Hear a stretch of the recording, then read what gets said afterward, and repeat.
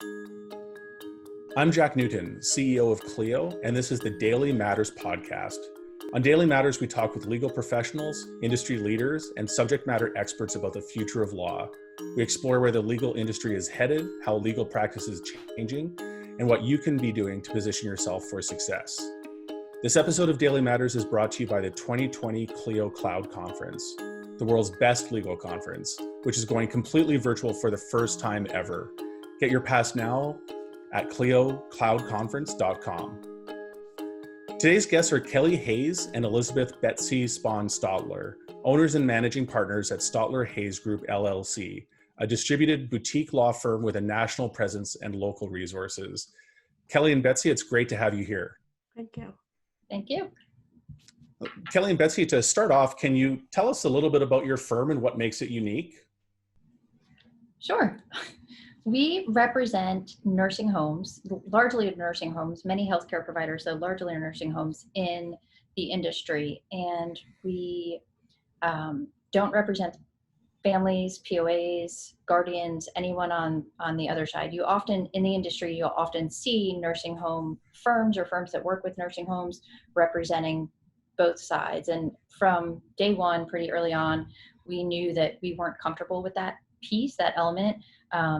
In order to really provide the absolute best service, we thought it better to draw a pretty hard line and not even try to represent the other side. So we want to just think, breathe, eat, sleep, what our clients do and how we can best serve them. And do you mind just elaborating on why that focus has been helpful to you and maybe clarifying to your mission? Sure. Well, one of our main goal is to assist healthcare providers with complicated or super complex Medicaid reimbursement, private collections, compliance, education and training. And so in order to really pinpoint and work with the healthcare providers, we did limit not working with families, residents, guardians. Our attorneys have become experts in the field and are often asked, I have a family member or we know the neighbor down the street is looking at a nursing home. Can you help him? And, it's just, we say no because we want to be a one-sided provider in terms of our client base. And sometimes that gets a little uncomfortable because we're humans. We have grandparents and parents who are getting older, and there is kind of an urge to help that side. But it's not so much that we don't appreciate the human element and even see it in our own lives. I've had parents in the hospital and been on that side of it. So it's more just the dichotomy of, as a law firm, that's who we represent. Because we do also look at the human element, we really work at a resolution and try to keep in mind that all around, that there are both sides with a perspective.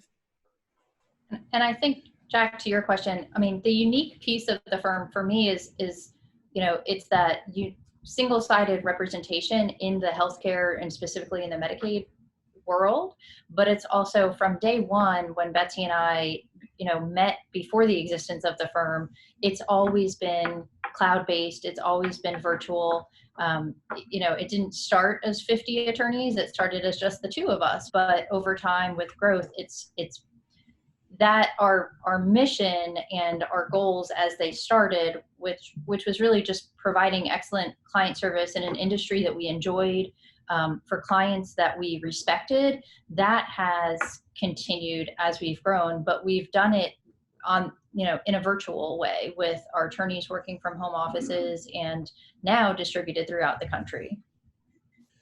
And we'll talk more about your incredible growth journey in a moment, but I'd love to rewind all the way back to 2012 when you founded the firm. Your website says that in 2012 you were two lawyer mums who wanted to work at an innovative distributed law firm that balanced work, life, and clients. And that since this type of firm didn't exist, you created it. Would love to hear more about that founding story and the origin story of your firm. Can you tell us a little bit more about that?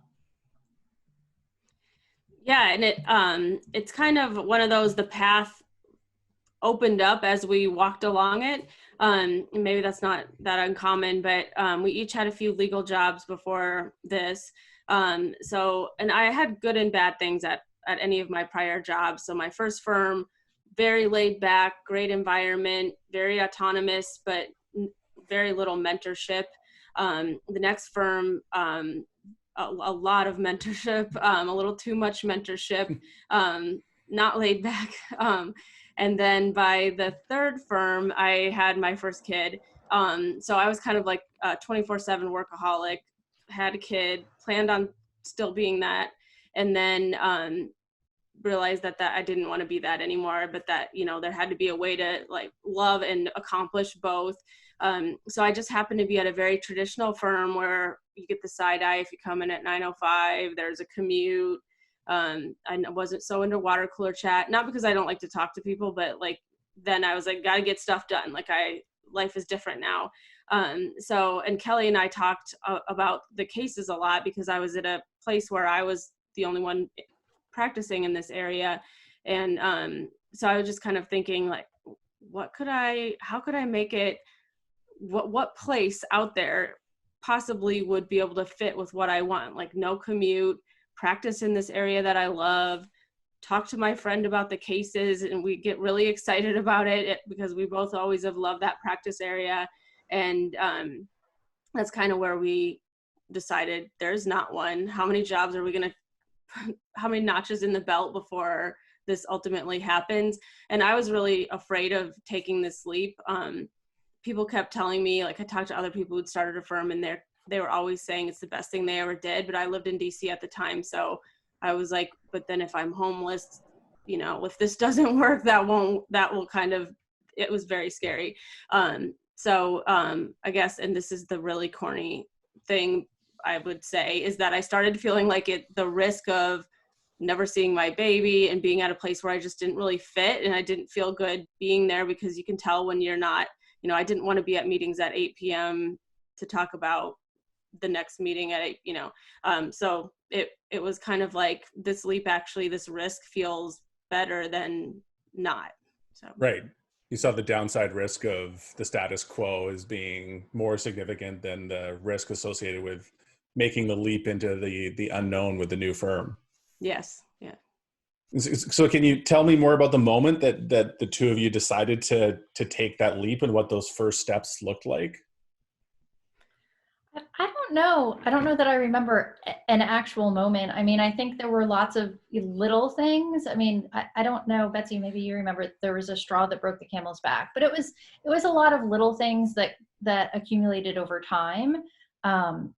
When I was on maternity, I was at a small firm, a local firm, and was on maternity leave with my second child, and my maternity leave is probably a bit of a misnomer. It was more of a working from home stint where I was continuing to do the work that I was doing at the firm. Because it was so small, I wasn't able to really take a leave. I was the only one doing the cases, and they're the same kind of cases that we're working on today.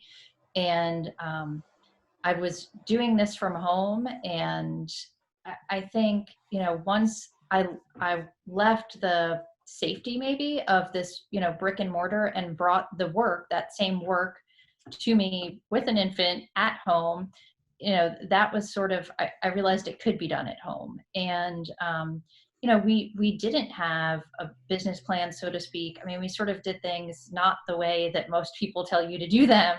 If you're getting entrepreneur books or starting your own business books, this is not the 101 that you're going to get from them.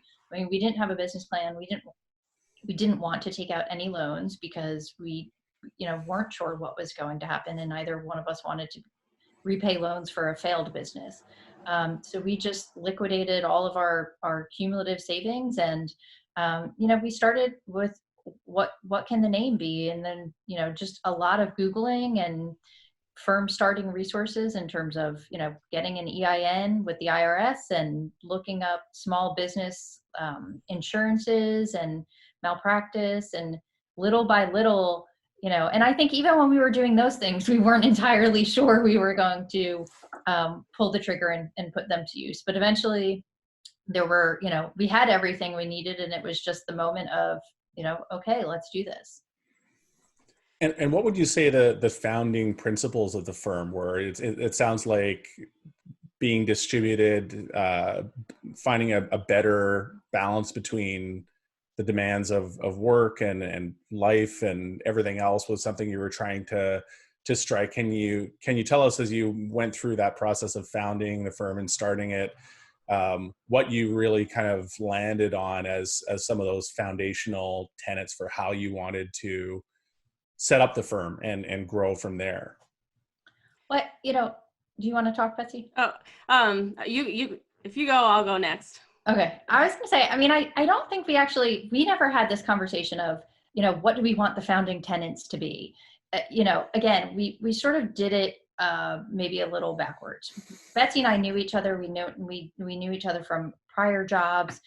We'd worked together in the past, and I think there was an innate trust between the two of us in terms of the vision that we had that we weren't necessarily giving verbiage to, really wanting to excel in terms of client service. And the distributed part, our intent wasn't necessarily to grow the firm. It started as just the two of us. And I think if we rewind back to 2012, and you ask us then, how big is this thing going to get? We would have looked at you quizzically and said, what do you mean this thing? It's just her and I, and it's just going to be her and I. We trust each other. We know that we work well together. We know that we can do a really amazing job for our clients. And so those were our tenets. Like, do really good work with somebody you can work really, really well with. Years into, and that worked well for about 2 months. And then we had clients that wanted to give us more cases, and Betsy's clients merged with my clients, and they talked to other clients. And all of a sudden, 3 months in, we hired 3 full-time attorneys. And I think a couple of years down the road, we realized, we need to be more intentional about the culture and the tenets and the values. And so we worked with a change management consulting company and devised values and a mission statement and sort of all of those things. But it didn't come until a couple of years in. But what's interesting about that process is when we sat down to look at, what do we want our values to be, we did go back in time to 2012. We looked at our current attorneys and our most successful clients and our most successful employees and tried to find common themes among them. But we also went backwards, and we realized that the values and the characteristics and the traits that we were identifying in terms of the successful members of our team, or the most successful members of our team and our happiest clients, were values that, we couldn't have, 2012 wouldn't have looked the way it did without those values. We just didn't call them that at the time. Right. Interestingly, we went through a similar process at Clio, where we didn't have any encoded or explicit values for the first couple of years. And it was only once we started scaling, it sounds similarly to your experience, once you start hiring some people and you realize you've got something special, you go to the work of encoding the values and getting really crystal clear about the mission statement. Because there's always something I find implicit and embedded that you just want to try to find a way of extracting and codifying for the organization as you grow. And Betsy, I know you had something you wanted to add to that as well. Why don't you go ahead? Yeah, I was just going to say, it's along the lines of what we didn't put into words. We are very different personalities. So the consultant she was talking about, they were like, you guys are very polar opposite.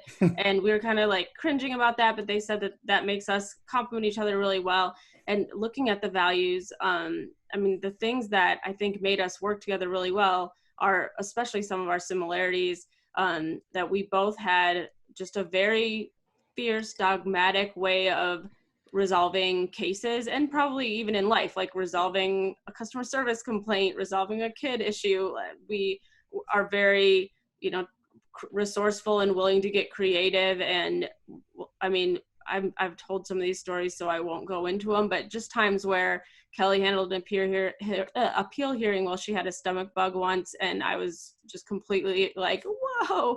And I once had almost a standoff with an ALJ because I was like, I just can't leave. Like I can't leave until something happens. And we both have that passion that I think is something that we expect of people who work here, but not everybody lives that way. And it's been a little bit like when we talk about being family people a lot, but we're also really passionate about our jobs. So I think that's unique because a lot of people are one or the other. I mean, a lot of people are both, but we really embrace both. So we try to not have one at the expense of the other. And we're always in that, trying to find that balance. And I think those are two attributes that we've always had. When we have known each other, we kind of knew that about each other.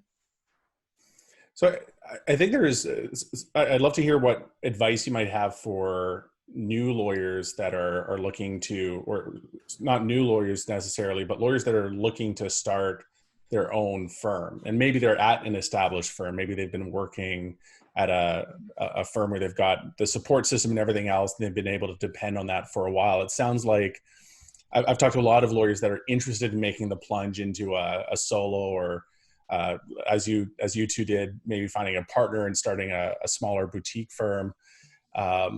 But they get stuck in the analysis paralysis that I think you were alluding to earlier, Kelly, the idea that you can, do all the business planning and get a little bit stuck there often because you can get really dragged down by the minutia. It sounds like you both took, to some degree, a leap of faith, but figured things out along the way and ended up growing organically in this incredible way where you've now got over 50 full-time employees, 28 attorneys across 33 states.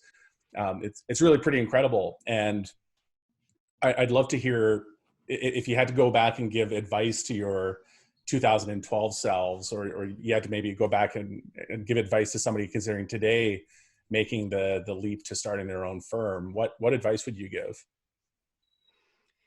And one that really jumps out is absolutely don't believe that this is going to be an easy job. It's probably the hardest job because I often want an oracle that we can, ride over to and ask what to do, because it's very stressful, but it's also really rewarding. So anybody who thinks that it would be nice because then they can just run the show and don't have to answer to someone, I mean, the rules that other people are usually imposing when running a business are necessary often. So we started this chill, very laid back.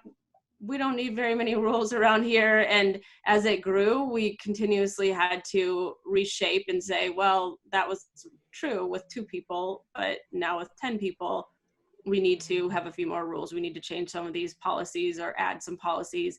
And then with 20. And so there's also been a lot of accountability. We've had to learn how to own change, and instead of resisting it, to investigate, figure out what it could look like. And so I think if you're ready for some really, really tough work, then I would say it's worth doing. And we love it. I mean, I would never go back. I agree that it's the best decision, but I was naive about, what it would take then. Right. Kelly, anything to add to that? No, I mean, I think, 8 years ago, 50 employees in 30, however many states. I mean, we've lost track at this point because we're continuing to grow. We're in the process of hiring in, amidst COVID, hiring in, 4 or 5 states still. I think when I look back at our 2012 selves, I mean, maybe it was a little bit, I don't want to say naive, but we know so much more now than we did then. We didn't know how much we didn't know, and that may be one of the reasons we went forward. Like Betsy said, I wouldn't change it for the world, but it's very much been a work in progress. And I think not being afraid, indecision is decision, right? You when you overthink, you tend to remain in the status quo, and so you're ultimately choosing where you are if you're not changing. But I also think you have to know going into it that, it will be it'll be a work in progress with a lot of evolution in terms of, if you do intend to grow it. I mean, if you start as 2 and that's your goal and you want to be 2, like that's great too. But that's a different mindset. If you go into it, and we didn't necessarily go into it, I don't want to say growth mindset and misuse that phrase, but we didn't go into it expecting for it to grow beyond the 2 of us. Right. But we went into it still notwithstanding that, both of us went into it giving it everything we had and then some. And I think that was really what made it successful. And we continue to do that. And I think as it's grown, giving it everything and then some, as it grows, that gets bigger. Like what you have to put into it, bigger isn't always better. And Jack, I'm sure you know this from Clio, like having 50 employees is more challenging as a leader than having 10 employees. Yeah. I mean, it's just, and not in a painful way. It's different, and it requires more of you. It requires, it does. And I think that's something, we didn't, because we weren't anticipating the growth, we didn't think about. And so when Betsy says, it's hard, that's what she's talking about. I mean, for anybody that's a parent, if you have 1 or 2 kids, imagine having 50. Right. I've certainly talked to many entrepreneurs that thought it would be easier being their own boss and thought that sounded great, and then realized, it's actually a lot of work being an entrepreneur and founding your own company. And another parallel maybe that may not be obvious, but when we founded Clio, we had my co-founder Ryan Govro and I had similarly modest ambitions. We thought that it would just be the 2 of us building a cool little tool for lawyers to use. And when we founded Clio, we never anticipated what the company would grow into over the course of the next 12 years. And sometimes you talked about kind of how things happen organically. Sometimes you just need to kind of pivot with evolving opportunities that the marketplace presents. And sometimes you strike a nerve and hit into something that's got a lot more demand than you might have anticipated. One thing I'd love to dig into a little bit more is what working in a distributed way looks like for your firm. And this is something that you've been doing before it was maybe brought into vogue thanks to COVID, and every firm is either accidentally or deliberately operating in some form of distributed work today. Talk about why you went that way, first of all, and Betsy, you mentioned earlier just wanting to eliminate a commute and kind of maximize efficiency, but what other reasons did you choose to go distributed? And can you talk about what some of the practical challenges that you've encountered over the course of growing the firm have looked like, and how you've tackled those challenges and continue to operate efficiently in a distributed way? Right. Well, I think, at the core of our decision was the fact that I was, and still am in South Carolina, and Betsy's in Illinois. And so if we wanted to be, create something together by virtue of just our different, physically different existence, that was really the only option. It wasn't necessarily an intentional choice as much as the only choice. And when we 2 or 3 months in, when we realized we were going to need to hire additional staff, I was working from home, Betsy was working from home. And part of it also was that, we didn't take out loans. We didn't want to go open 2 brick and mortar offices in 2 states for, again, a business that didn't have a business plan. We wouldn't have gotten Right. ones even if we tried, right? Right. We would have been laughed out of the bank. So, as we realized that we had a need to hire additional staff, attorneys, we looked for the most excellent attorneys that we knew.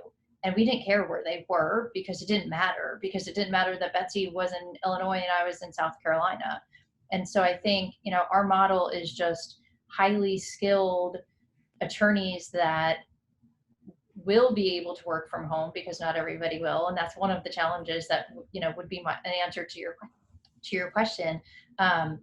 just looking for the talent and figuring out the logistics later. So, I don't think it was an intentional decision as in terms of, we have A, we have B, we have C, let's go with B, as much as, really the only way we can logistically make this work is for us to be in two different places and to rely on cloud-based technology. And, in 2012, there certainly weren't as many cloud-based options as there are now.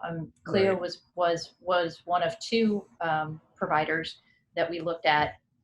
Now we currently rely, really heavily utilize technology, and we always have, but we use Vonage for internet-based phone, Zoom, Teams for virtual meetings.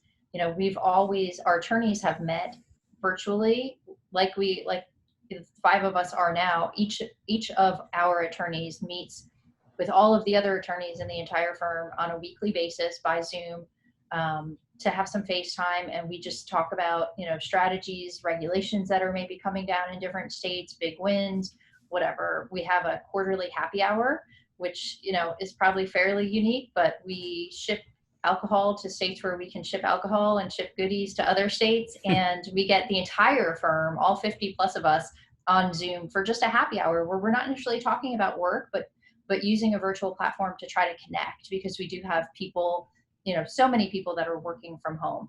And then we have a quarterly virtual Zoom-based firm-wide meeting called Fireside Chat, where that is more business specific. And, we just talk about themes that we've seen, new employees, new policies or practices, how the firm's doing, maybe new software that we're looking at, challenges. We do a lot of communicate. I think we do a lot of communication, and I think communication is really, it is one of our values, and it's the way that, we do tons of surveys and chats and emails, just, really trying to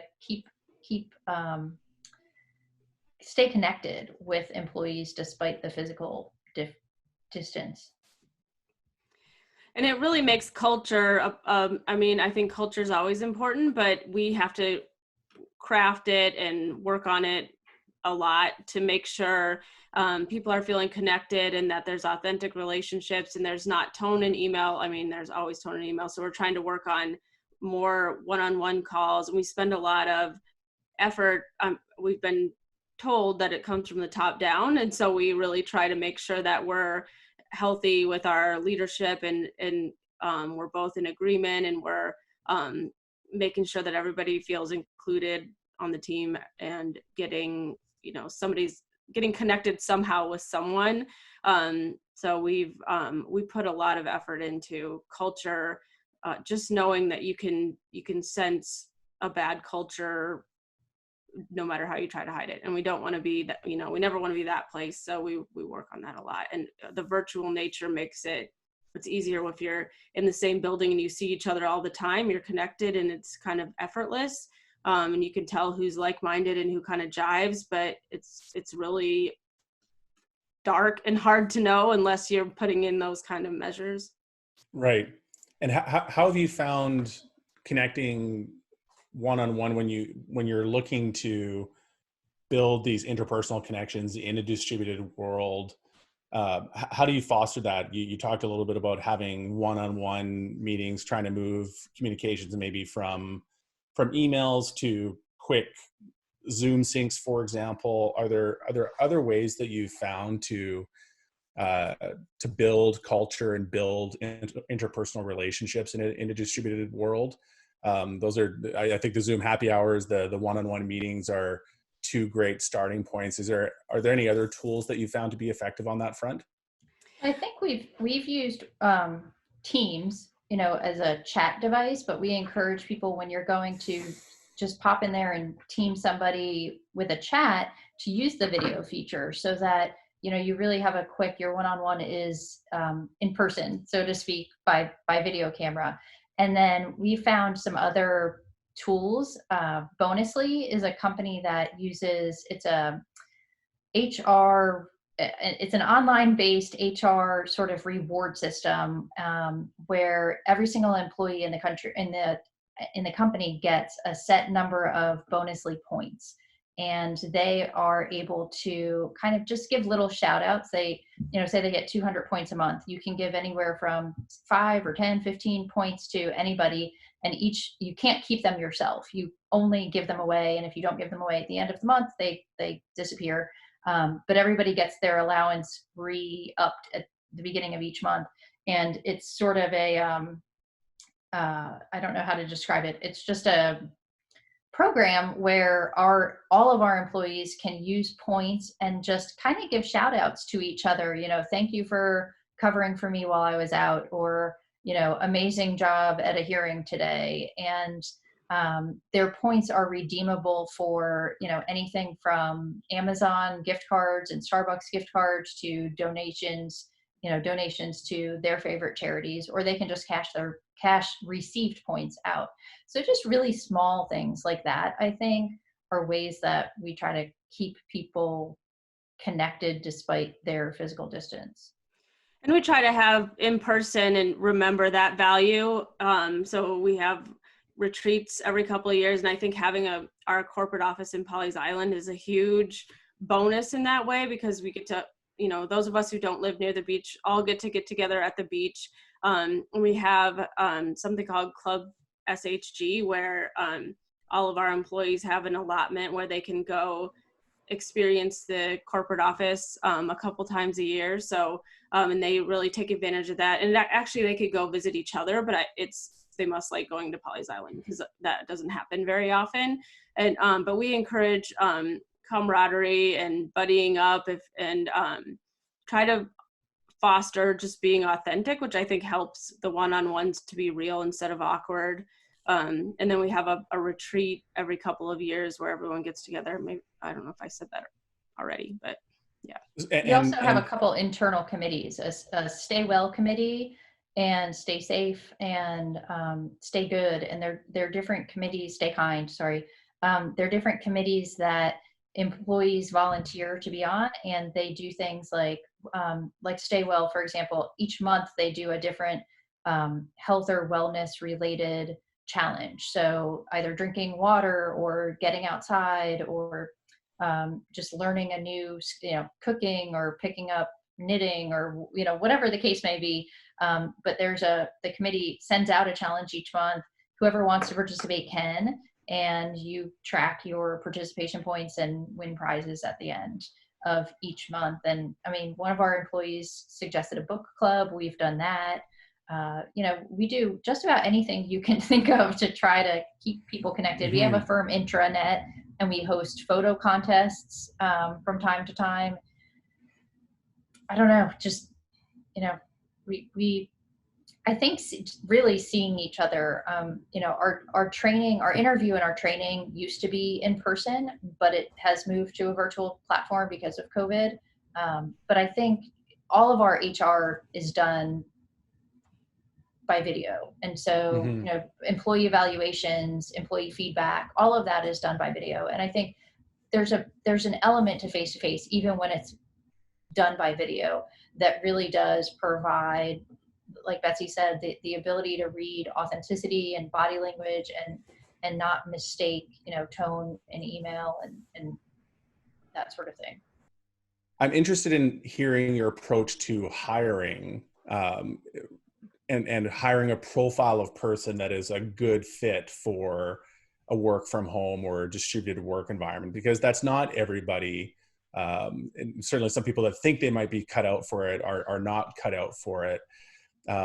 Different level of skills, different set of skills, different level of self-motivation that needs to come or be realized in somebody that is working from home in a distributed world. Obviously a different level and higher level of trust that you're placing in them as an employer as well. Can you tell us a little bit what some of your learnings have been over the last 8 years in terms of building, profile of what you think a successful work from home attorney or support staff looks like?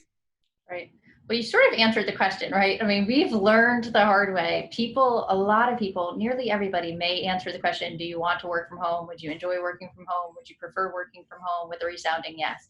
But in Right. reality, most people, many people, and we've had great employees that have left simply because they don't enjoy working from home. And they did not know that about themselves until they had the opportunity to work from home. Right. And so, that was certainly a lesson that we learned the hard way.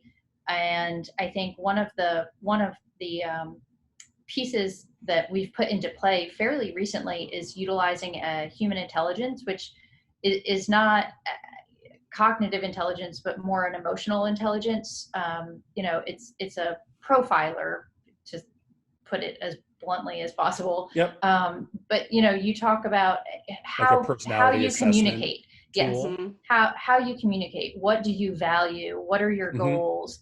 Do you prefer innovation or stability? Do you prefer working alone or in a team? What would in an ideal situation, what would your day look like? And it's a really thorough questionnaire, interactive questionnaire.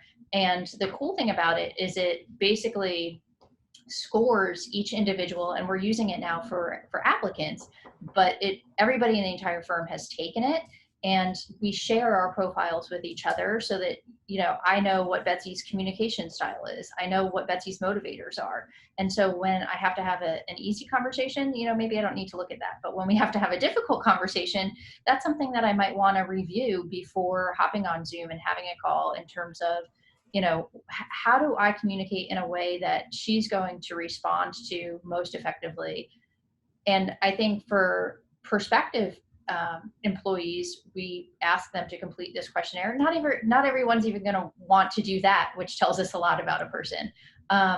But what it does is, because everybody's taken it, it has given us sort of the standard profile of, our highest performing attorneys and support staff and operational folks. And so, we know from a purely empirical standpoint, without any subjectivity, what those people look like. And so when we look at prospective employees, we can measure them against the folks that we already have here that are successful and, really enjoying the environment and the culture. Do you mind sharing the specific test you use for this? There's a number of, I know, similar profiles available on the marketplace, or similar assessment tools rather. Right. It's a software platform, and the name of it is Human Intelligence. Human Intelligence. Okay, that's great. Yeah. And I think your point around how those profiles can be helpful in navigating some of those harder conversations is, that's almost a user manual for how to interact with somebody. That can be enormously important, even if you have the benefit of an in-person interaction, but it doubly so in a virtual environment to have that as a tool to help navigate what might be a tough conversation with somebody, and just know what the more likely strategies for communication are going to be with an individual. Yeah. And I think because we all, mine's up there for everybody to see, Betsy's is up there for everybody to see. It's a really transparent system. We're not hiding behind anything. We're not hiding anything about ourselves. Like, anybody who wants to call me up and have a conversation with me can log into their system, log into the system. They see theirs, they see mine. And, it really scales the differences. It pinpoints the similarities between me and the person who is maybe wanting to approach me. And it highlights the differences and gives you really objective data. Like, you scored a 2 in this, and this person scored a 10. This is right. Going to be an area where, you want to make you need to bridge a little bit. If you had to extrapolate or generalize from what you see in these human intelligence tests or assessments and what correlates with your highest performers, are there patterns that you think you could share out in terms of these attributes seem to correlate with somebody that works really well in a distributed and work from home environment? looking at you, Betsy, to make sure I don't want to, and I'm not trying to cut you off. No, I'm good. I'm good. I think interestingly, and this may be a little counterintuitive, but most of our most successful people come up as having a really team player environment, team player profile, which you maybe wouldn't necessarily intuitively guess based on the work from home setup. But I think because of the culture of the firm and, all of the efforts that we do have to stay connected and the value that we put on communication, that, for us at least, which isn't to say everybody working from home would necessarily, so I apologize for not directly answering the question, but I think for, even for us, our work from home environment may be different than somebody else's work from home environment, and our culture and our expectations are going to be different than another law firm that is set up in a work from home situation. So, for us, our most successful people have been folks that are really team minded and, enjoy stability, which again, to me is sort of counterintuitive in terms of working from home.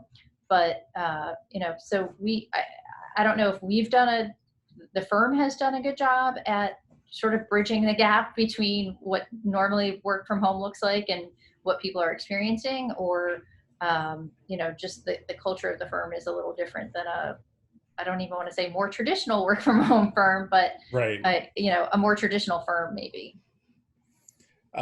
Can you tell me about what some of the impacts of COVID-19 have been on both your firm and your clients? I'm curious from an operational perspective. I assume that COVID-19 wasn't as big of an impact given the fact that you already had a fairly distributed mode of working. But maybe you can tell me if that's not the case, if there were impacts that might be harder to anticipate on your day-to-day, and in particular, especially given your focus on medical law and healthcare providers, what specific impacts you've seen on your clients? Yeah, I mean, I don't think that, for the attorneys at least, the model was created to accommodate attorneys that were working from home. So, using technology and staying abreast of industry best practices in terms of leading a remote workforce, not much has really changed there. We did add, one of the bigger challenges, I think, was the attorneys now, many of the attorneys had little children at home as coworkers. And that was one of our contests. Like, yes, fill in the blank. My coworker did the following today. And so much of the firm, our parents, moms and dads, and or grandparents that were helping, their children and their children's children. So, I think that was a little bit of an adjustment, and I think just, giving grace, and we added the Calm app. I don't know if you're familiar. It's a, meditation based app. Yep. We gave everybody in the firm a subscription to Calm, thinking like, now, if there ever was a time, now is the time that we all take a deep breath. And, we did form a COVID committee, like many businesses, and it's represented, the members of the committee are attorneys, paralegals, and then different folks, obviously our IT person, and our some back office, office manager and folks like that. And, the biggest change was probably, like I said, moving interviewing and training to a virtual platform. But, if anything, moving to virtual forced us to kind of hone in on the processes and streamline them to make them more efficient in an online platform. If you're training somebody in 2 weeks for over a 2-week time period in person, and you're kind of just hanging out for 2 weeks in person, shadowing them or they're shadowing you, it doesn't call for a maximum level of efficiency. When you have to convert that same transfer of knowledge to an online platform, you can't Zoom for 8 hours a day for 2 weeks straight. And I think, that COVID in that way has really presented us with an opportunity to create a better, more efficient training experience for our new folks. And then, we did have to move our back office operational support folks to home for a period of time following state and local national guidance. We evaluated every single position that was an in-office position and determined some of those were going to have to return, even though we didn't necessarily want to. We were really embracing the virtual model more than ever, like many people. But we did release a good number of those positions or convert them to be work from home positions. But, in terms of coming back, we've followed or exceeded state and local guidelines in terms of, providing PPE and training on PPE and social distancing. Everybody who works in the office has their own office with a door. So, and just small little things like converting the common snack area to individual baskets for folks to have in their office so that, we're trying to minimize the number of other humans that we see during the day in person. I mean, our clients have been phenomenal. They really are on the front lines of the pandemic. They have been faced, really inundated with just a massive nursing homes, just a massive logistical operational challenges, inundated with regulations. And they have really been nothing short of phenomenal in terms of continuing to communicate with us and work with us and move their cases. We've surveyed clients and talked to them. We've put up a COVID page, a resource page for clients. And we've created and posted a bunch of resources in terms of, of all of the states in the United States, which states are open, what courts are open, what does it look like if they are open, who's allowing online notarization, who's not, if they are, what do they require? And then just tracking the substantive piece of the law in terms of Medicaid waivers, which, a lot of states have passed legislation that relates to collections, private collections, and halting or putting further restrictions on private collections that have impacted our clients.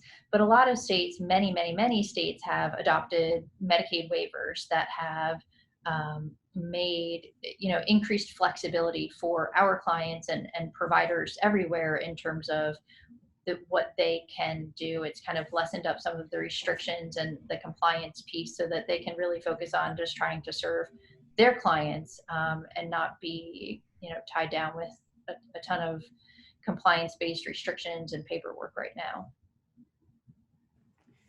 Now, early on, there was, I just have a little bit of a brief ad, but we were both, as everyone was, very overwhelmed with the uncertainty and changing court rules and, all of the hysteria going on. And we had to really take a deep breath and just stare it in the face and kind of get calm so we could continue to run the business, but also remember the human side, which is, the word balance is thrown around so much, but we really had to be like, how can we be really, really good people and do everything we can for these people who we care about, but also keep our business under control and also do it calmly and knowing that nothing is certain. And that was we had to have some conversations talking through what does that really look like. And I think gaining composure and being brave was really helpful.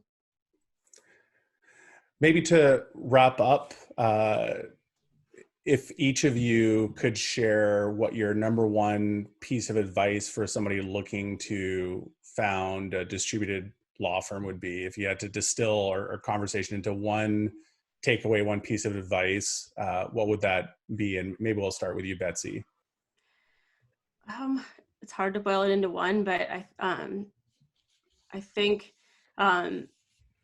looking at what work-life balance, another overused phrase, but not having in your mind this two circles sitting next to each other with perfect boundaries that aren't ever going to be encroached upon, and instead, just completely erase that and think about what you want it to look like and how you want each of those lives to look, and make sure that you're excited to have both of those because you have an equal love of both, and then find a way to make them work together and learn to embrace that. So that means sometimes they're going to bleed into each other and they're not going to be succinct. And so a really good example that works with this podcast is that I had my third baby at ClioCon in 2016. And that was, sometimes my kids ask about that, like, why did you have Alma in Chicago? And I was like, because I was with my work family, and it just happened. And and it was I mean, it's always a great kind of a story and memory. And I feel like that's the ultimate work-life balance. Like, that wasn't a bad thing that happened. It was like, that's on my path. I'll always have that funny memory. Love that story. I feel like I can't compete with that. You can say +1 if that's the well, I'm done. I have 3 and I'm done. No more babies. Maybe more Clio cons, but no more babies. I think when we look at the firm's values, two of the firm's values are orchestrate your outcome and hammer. And orchestrate your outcome basically means start at the end, figure out what you want it to look like, and then work backwards. So, just envision your ideal reality and take small steps backwards and chip away until you get to a starting block that's manageable. And then hammer, Betsy and I developed this value, and it was basically about, not giving up, but without that cliche phrase. If you can't hammer, build a ladder, get over the wall, dig under it, use dynamite. Like, there's always a way. You've just got to sometimes be a little creative. And so I think, not being afraid to, not ever taking no for an answer, and finding out, what is your way, even if it's not the way, or it's not handed to you on a plate of options. You just got to figure out what you want and keep working at it until you get it. That's certainly a big part of being an entrepreneur.